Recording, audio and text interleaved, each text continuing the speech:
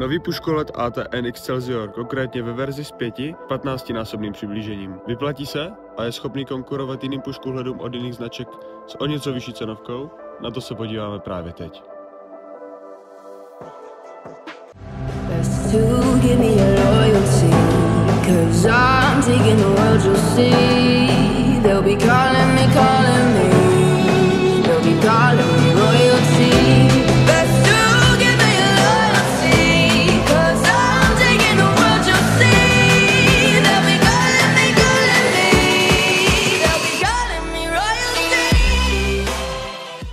Jak už jsem stihl zmínit, jedná se o puškolet ATN Excelsior. Je to novinka z roku 2024 od firmy ATN. Tento puškolet disponuje velice jednoduchým ovládáním, zároveň má v sobě nejnovější 2K+ senzor s rozlišením 2688 pixelů x 1944 pixelů. A obraz je za ty peníze velice slušný. O ceně jsme se ještě nebavili.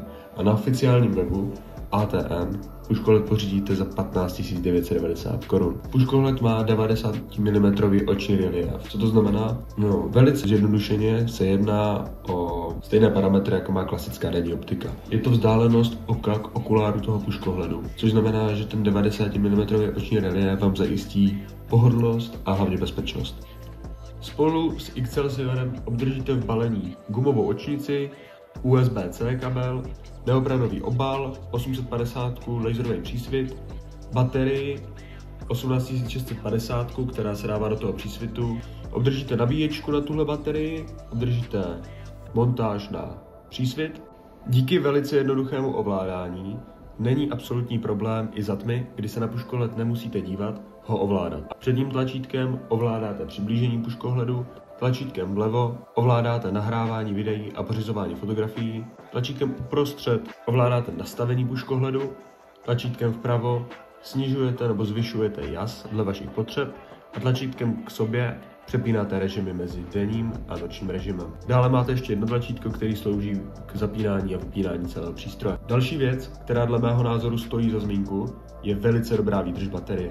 Výrobce udává, že puškolet vydrží zapnutý déle než 10 hodin a já ho skutečně používám stylem, že přijdu do lesa, puškolet zapnu, jdu z lesa a puškolet vypnu. A nestalo se mi, že by se mi v průběhu toho vybil. Kolikrát jsem ani po každé vycházce nenabíjel a když jsem nabíjel, tak to nebylo určitě potřeba. Zároveň v pravém horním rohu obrazovky na puškoledu máte stav baterie, takže se nemusíte bát, že by vás Excelsior nechal ve štychu uprostřed noci po tmě.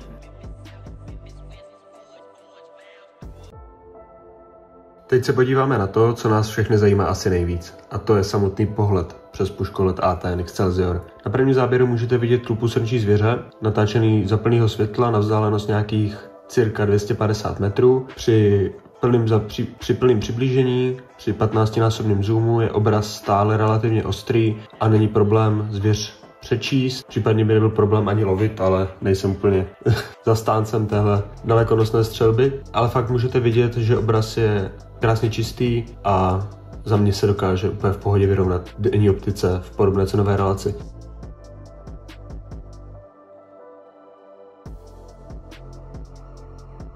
Teďka aktuálně jsme u záběru na nějakých 300 metrů, za plného světla, svítí slunce, 2 kusy srnčího. Jediný, co trošku video kazí, tak jsou moje roztřepané ruce, ale na tuhle vzdálenost už to udrží tak, aby se to nehejbalo. Takhle to vypadá při 5násobném přiblížení.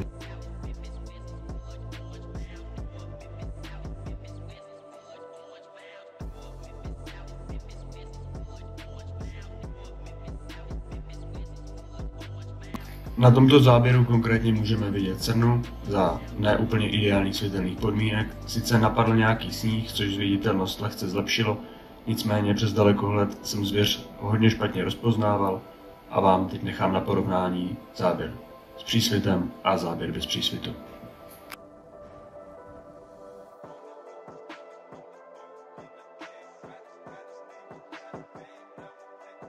Teď už můžete vidět video za plné noci, kdy jsem natáčel tlupu SIG.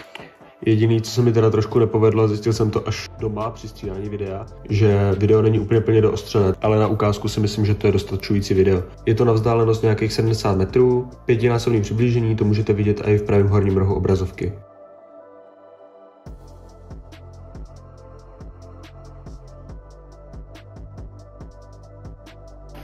Nyní se sami podívejte, jak vypadá obraz při neúplně těch nejlepších podmínkách pro noční vidění. Jedná se o situaci, kdy jsem byl v lese za takové mírné mlhy, která kvalitu výrazně kazila, ale i tak by nebyl problém lovit a obeznávat zvěř na vzdálenost nějakých 80 až 100 metrů odhadem. Tady to samé, obraz na nějakých 150 metrů za úplné tmy, tentokrát teda bez nějakého oparu, a vidíte, že obraz je pěkně ostrý a úplně v pohodě byste mohli obeznávat zvěř. Excelsiora vyzkoušel za všech možných podmínek, vyrazil jsem do lesa i za velmi hustého sněžení. Mlha a hustý sníh je jedním z největších nepřátel pro noční vidění, protože se odraz od sněhových vloček nebo od mlhy odráží zpátky do přísvitu a vám to komplikuje vidět na delší vzdálenosti.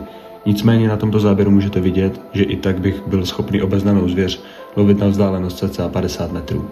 Absolutně bez problémů. Tady můžete vidět, že jsem i za těchto velice špatných světelných podmínek na nějakých 100 metrů obeznal 2 zajíce na poli, ovšem bez použití přísvitu, protože s ním by to bylo takřka nemožné.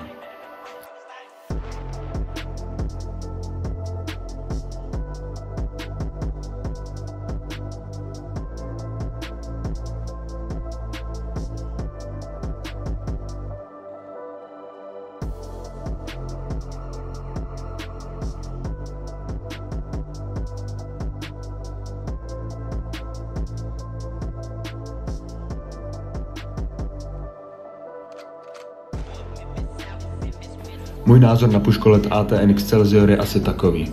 Pokud patříte mezi nenáročné uživatele, kteří za puškolet nemají v plánu utratit vyšší řádky 10 000, je právě ATN Excelsior ta správná volba pro vás.